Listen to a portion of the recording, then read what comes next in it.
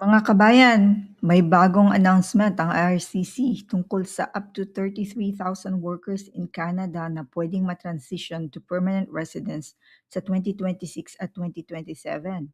Pero linawin natin, hindi ito automatic PR at hindi rin ito bagong open application pathway para sa lahat ng work permit holders.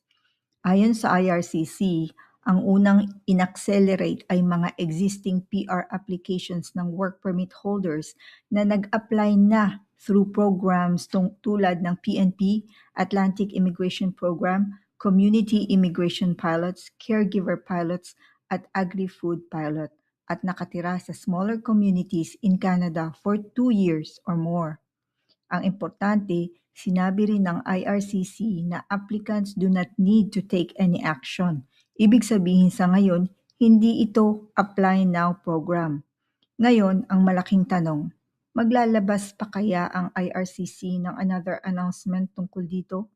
Magkakaroon kaya ng operation manual or program delivery instructions para malinaw ang exact criteria, definition ng smaller communities, at paano pipiliin ang eligible files? Sa ngayon, ang safest legal interpretation po, targeted acceleration ito ng selected existing PR files, not a general TR to PR pathway. Abangan natin ang official IRCC updates bago gumawa ng conclusion. Sa muli, ito po si Ate Chenny, ang inyong immigration consultant. Magandang umaga po.